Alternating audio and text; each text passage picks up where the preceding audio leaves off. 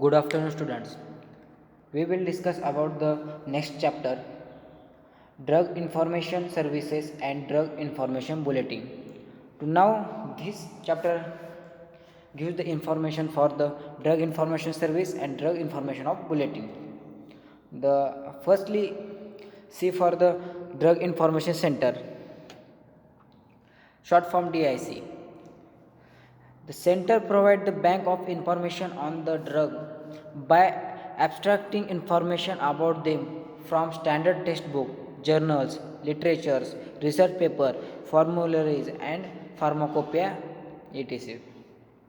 Drug information सेंटरमध्ये आपण काय पाहणार आहोत. यामध्ये ड्रग सेंटर याच्यामध्ये काय असतं, याच्यामध्ये जे बुक, जनरल्स, जे लिटरेचर, रिसर्च पेपर, जे यांची सगळ्यांची फॉर्म्युलेज असतील त्यांची सगळ्यांची इन्फॉर्मेशन याच्यामध्ये या बुकमध्ये प्रेझेंट असते, DICमध्ये, ड्रग इन्फॉर्मेशन सेंटरमध्ये. आणि ती सगळी इन्फॉर्मेशन इन्फॉर्मेशन कशामध्ये भेटणार, DICमध्ये. आणि this centre provide the bank of information on the drug by abstracting information about them from standard textbook. जे बँकची सेंटर ऑफ बँक प्रोव्हाइड करते इन्फॉर्मेशन कशाबद्दलची, textbook, journals, literature, research paper, formularies, pharmacopoeias. आणि ही सगळी इन्फॉर्मेशन प्रत्येक ड्रगची present असते आणि यालाच आपण ड्रग इन्फॉर्मेशन सेंटर असे म्हणतो. Next, drug information services. Drug information services म्हणजे काय? Definition: it is defined as an objective, scientifically derived data or knowledge involving the pharmacological and toxicological and therapeutic use of the drug. Drug information सर्व्हिसेसमध्ये काय present असते? ह्याच्यामध्ये information present असते पूर्ण जे आपले फार्माकोलॉजिकल म्हणजे टॉक्झिकोलॉजिकल जे थेरपेटिक युजेस असते ड्रगचे, त्याचे युजेस, थेरपेटिक युजेस आणि त्याचे जे ॲक्शन असते ड्रगची, ही सगळी इन्फॉर्मेशन आपल्याला ड्रग इन्फॉर्मेशन सर्व्हिसेसमध्ये मिळून जाते. आणि जे डेफिनेशन काय म्हणते की as an objective scientifically derived data or knowledge involving the pharmacological, toxicological and therapeutic uses of the drug. म्हणजे जे सायंटिफिकली जो डाटा प्रेझेंट आहे, जे नॉलेज प्रेझेंट आहे, ती सगळं याच्यामध्ये जे टॉक्झिकोलॉजिकल आणि थेरपेटिक युजेस आहेत ते ड्रगचे, ते सगळी इन्फॉर्मेशन त्याच्यामध्ये प्रेझेंट असते. त्यालाच आपण ड्रग इन्फॉर्मेशन सर्व्हिसेस म्हणतो. Next, sources of information. ह्याचे सोर्सेस कोणते आहेत? ह्याच्यामध्ये 3 टाईप पडते सोर्सेस आहे: primary sources, secondary sources, tertiary sources. मग यामध्ये फर्स्ट आहे प्रायमरी सोर्सेस.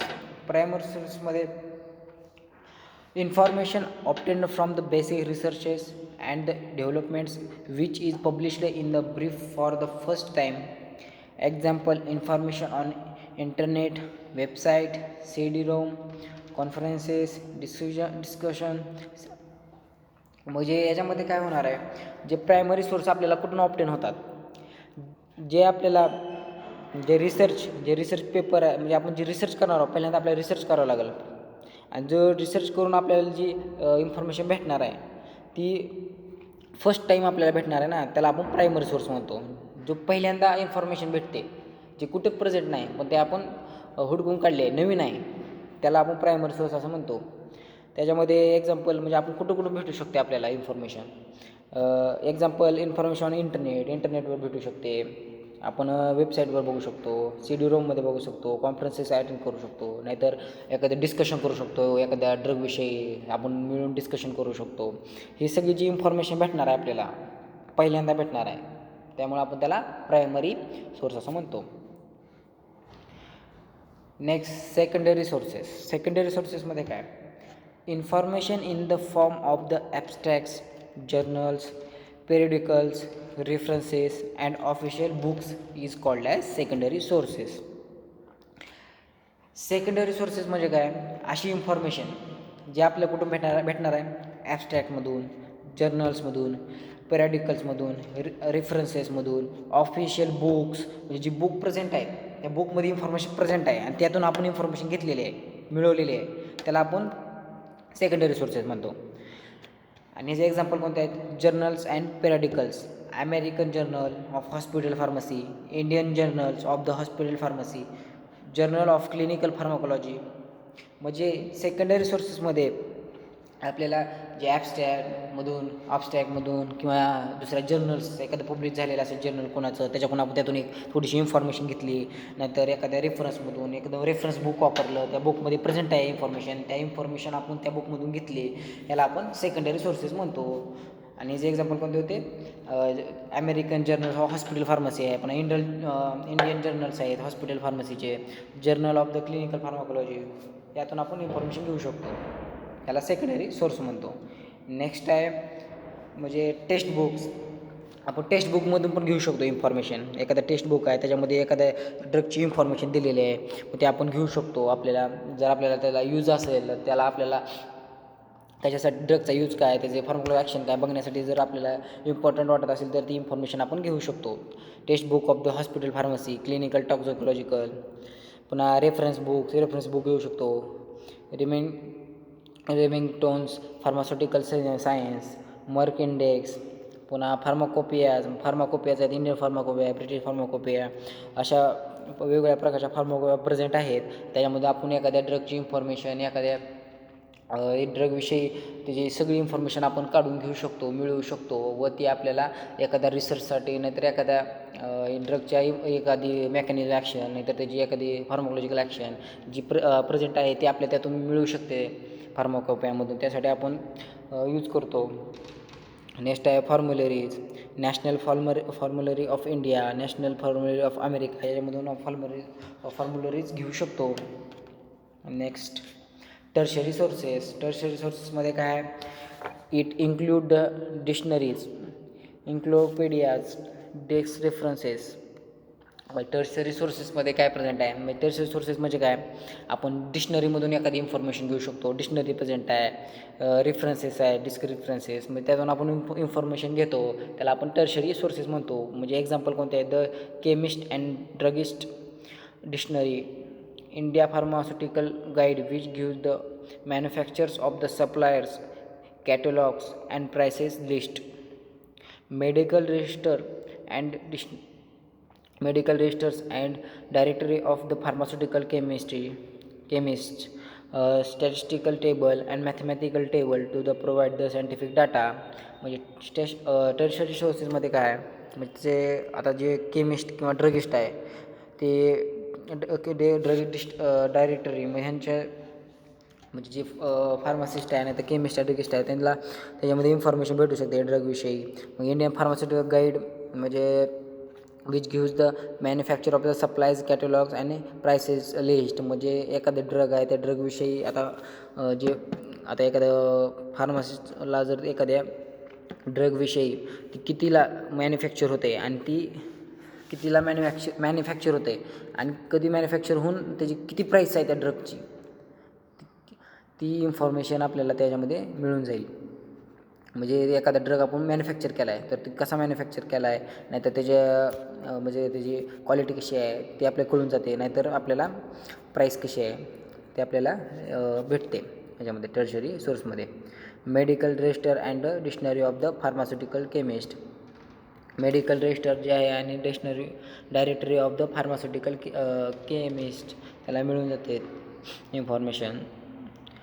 स्टॅटिस्टिकल टेबल, त्यामध्ये स्टॅटिस्टिकल टेबल प्रेझेंट असतो, एखादा मॅथमॅटिकल टेबल असू द्या, आणि ती सायंटिफिक डाटा समजा एखादा पेशंट आला त्या पेशंटला जर डोस आपल्याला द्यायचा असेल तर आपण त्यात कॅल्क्युलेट करून आपण बरोबर डोस देऊ शकतो.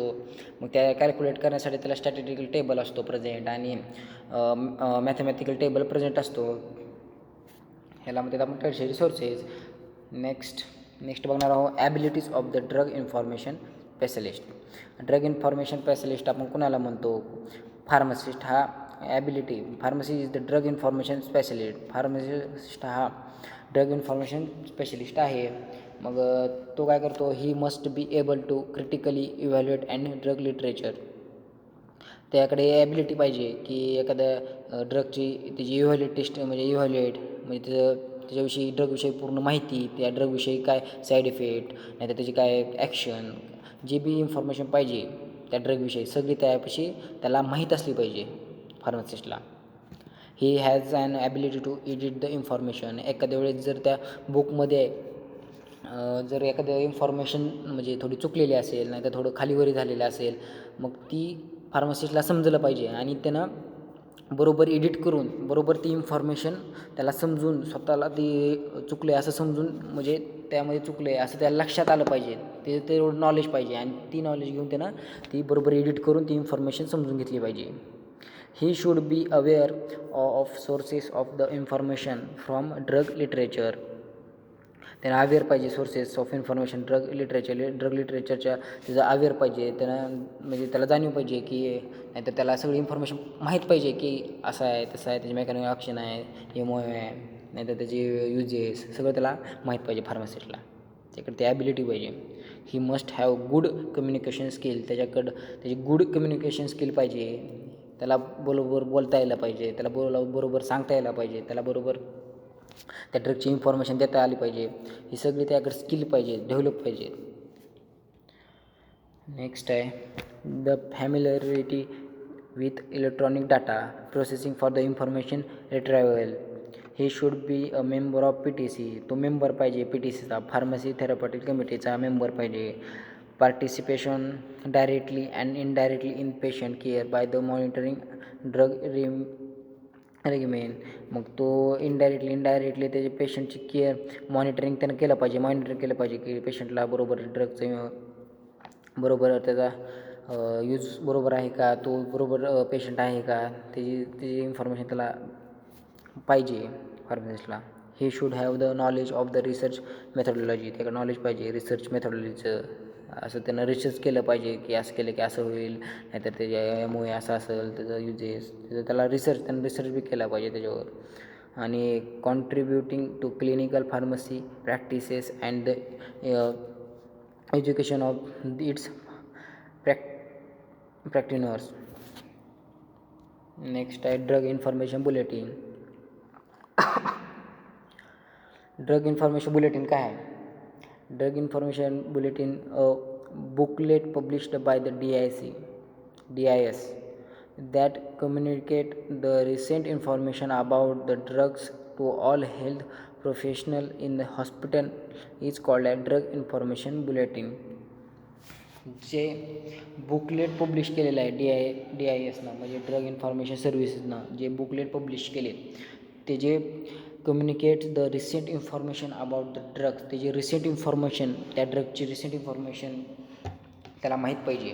आणि to all the health professional in the hospital is called at drug त्याची हेल्थ प्रोफेशनल जी प्रोफेशनलविषयी जे हॉस्पिटलमध्ये प्रेझेंट पाहिजे ड्रग त्याची इन्फॉर्मेशन त्याला पाहिजे. त्याला आपण ड्रग इन्फॉर्मेशन बुलेटिन म्हणतो. ड्रग इन्फॉर्मेशन बुलेटिनमध्ये म्हणजे बुकलेट म्हणजे कसं नेमकं DIC ड्रग इन्फॉर्मेशन सर्व्हिस काय करतं एक बुकलेट देतं त्याच्यामध्ये सर्व इन्फॉर्मेशन असते ड्रगविषयी. आणि ती कशासाठी असते तर ती जे हॉस्पिटलमध्ये जे प्रेझेंट आहेत जे हेल्थ प्रोफेशनल्स आहेत त्यांना जे इन्फॉर्मेशन भेटण्यासाठी ते बुकलेट दिलं जातं DICकडून ड्रग इन्फॉर्मेशन सर्व्हिसकडून. त्यालाच आपण ड्रग इन्फॉर्मेशन बुलेटिन असं म्हणतो. Next importance of DIV. Important काय आहे का बरं importance of the DIV. Drug information bulletin कशासाठी इम्पॉर्टंट आहे? फर्स्ट आहे to provide the current information to the physician pharmacist nursing staff and fellow the candidates of all disciplines through the bulletin in shortest possible time. याच्यामध्ये DIVमध्ये काय केलेलं असतं provide केलेलं असतं इन्फॉर्मेशन बुकलेट मार्फत दिलेलं असतं की जे फिजिशियन आहेत जे फार्मासिस्ट आहेत जे डॉक्टर आहेत जे नर्स स्टाफ आहे जे सर्वजण जे हेल्थ केअरसाठी आपण जेवढे माणसं आहेत तेवढे सगळे पर्सनला गाईड केलं जातं. त्यांची डिसिप्लिन कशी पाहिजे त्यांचं कसं म्हणजे त्यांनी कसं टाईममध्ये काय काम केलं पाहिजे सगळं त्यांची जी इन्फॉर्मेशन आहे ती सगळी त्यामध्ये प्रेझेंट असते आणि ती इम्पॉर्टंट आहे. थोडक्यात जी ड्रग इन्फॉर्मेशन बुलेटिन आहे त्या बुकमध्ये नवीन ड्रग कोणते आले आहेत कशावर रिसर्च चालू आहे हे सर्व इन्फॉर्मेशन प्रेझेंट असते व ती आपल्याला फिजिशियन फार्मासिस्ट व नर्सिंग स्टाफला दिली जाते. and it is a link between the DIC health profession. जी DIC ड्रग इन्फॉर्मेशन सेंटर आहे त्याच्याकडून जी इन्फॉर्मेशन त्याच्याकडे प्रेझेंट आहे ती इन्फॉर्मेशन हेल्थ प्रोफेशनलला दिली जाते. कशासाठी? त्यांना माहीत असण्यासाठी नवीन ड्रग कोणता आहे, त्याची युजेस काय आहेत, त्याची सगळी इन्फॉर्मेशन, कशावर रिसर्च चालू आहे, ते सगळं इन्फॉर्मेशन ह्यांना दिली जाते. It helps the hospital staff regarding the recent researches in the medical sciences, pharmacokinetic, pharmacodynamic, adverse effect, drug information. It is helps the hospital staff. ही कशासाठी युजफुल आहे DIB? ही युजफुल आहे कशासाठी? ही हेल्प करते. जे स्टाफ आहे हॉस्पिटलमधला जे स्टाफ आहे त्याला एखादा रिसर्च कोणता चालू आहे, त्याचे मेडिकल इफेक्ट, त्याचे फार्माकोलॉजिकल, त्याचे फार्माकोकायनेटिक काय आहे, त्याचे फार्माकोडायनॅमिक काय आहेत, त्याचे ॲडवर्स इफेक्ट काय आहे, त्याचे ड्रग इंटरॅक्शन काय आहे, त्यांची पूर्ण इन्फॉर्मेशन त्याच्यामध्ये दिलेली असते. कशामध्ये? ड्रग इन्फॉर्मेशन बुलेटिनमध्ये आणि त्याच्यावरून आपल्याला समजते. नेक्स्ट आहे it may give abstract service for new drug development. याच्या म्हणजे ॲबस्ट्रॅक्ट सर्व्हिसेस म्हणजे ह्याच्यामध्ये आपल्याला नवीन ड्रग आहे त्याची डेव्हलपमेंट कशी आहे, त्याचे त्याचे फायदे तोटे, त्याचे युजेस काय आहेत, ते सगळे इन्फॉर्मेशन याच्यामध्ये प्रेझेंट असते, बुलेटिनमध्ये प्रेझेंट असते. आणि ती it gives the detail analysis of the drug information to the physician. जी डिटेल इन्फॉर्मेशन आहे त्या ड्रगविषयी पूर्ण ते ॲनालिसिस केलेलं, त्याचं इन्फॉर्मेशन ऑफ फिजिशियन, ती इन्फॉर्मेशन फिजिशियनला दिली जाते ते बुकमार्फत. बुलेटिन, ड्रग इन्फॉर्मेशन बुलेटिन या बुकमधून आपल्याला इन्फॉर्मेशन त्यांना मिळून जाते. It also publishes matter in question answer season columns in the bulletin. म्हणजे याच्यामध्ये काय केलं जातं, जे बुक आहे बुलेटिनचं त्याच्यामध्ये काय केलं जातं, जर एखाद्या वेळेस आपल्याला ॲन्सर म्हणजे क्वेश्चन असतील, समजा याच्याविषयी काय, या ड्रगविषयी काय माहिती आहे, असं जे क्वेश्चन असतील, त्याचे युजेस काय नाही, हे असं झाले, हे समजत नाही आहे, असं जी क्वेश्चन असतील ते आपण त्यांना विचारू शकतो. आणि ते विचारल्यावर ते काय करतात, नेक्स्ट जेव्हा बुलेटिन छापलं जाईल, नेक्स्ट बुक जेव्हा येईल त्यावेळेस त्याच्यामध्ये त्या कॉलममध्ये प्रेझेंट असते की आपण जे क्वेश्चन विचारले त्याचे ॲन्सर त्यांनी दिलेले असतात. आणि ज्यावेळेस आपल्याला आपण PCIमध्ये आपण रजिस्टर करतो ड्रग इन्फॉर्मेशन बुलेटिन पाहिजे यासाठी, आपण ज्यावेळेस रजिस्ट्रेशन करतो त्यावेळेस ते काय करतात, आपण त्यासाठी एक रिगार्डिंग फीस असते, ती फीस आपण भरायची. ती फीस भरली की ती आपल्याला आणून देतात आणि ते आपल्याला त्यात सगळी इन्फॉर्मेशन प्रेझेंट असते ड्रगविषयी, त्याची नवीन ड्रग कोणते आहेत, त्याची फार्मोला ॲक्शन, ते सर्व इन्फॉर्मेशन, युजेस, सगळं इन्फॉर्मेशन प्रेझेंट असते आणि ते आपल्याला समजतं. आणि त्यात कोणते रिसर्च चालू आहेत, काय चालू आहे, सगळी इन्फॉर्मेशन प्रेझेंट असते आणि ते आपल्याला कळून जाते. मग आणि जोपर्यंत आपण त्याला पैसे म्हणजे फीस जेवढी भरू तेवढे आपल्याला त्यावेळेस ते बुलेटिन आपल्याला मिळून जातात आणि आपल्या त्या सर्व इन्फॉर्मेशन मिळते ड्रग इन्फॉर्मेशन बुलेटिनमध्ये. याच्यामध्ये रिपीटेडली क्वेश्चन कोणते विचारतात, सारखे विचारतात हे क्वेश्चन. Next, thank you.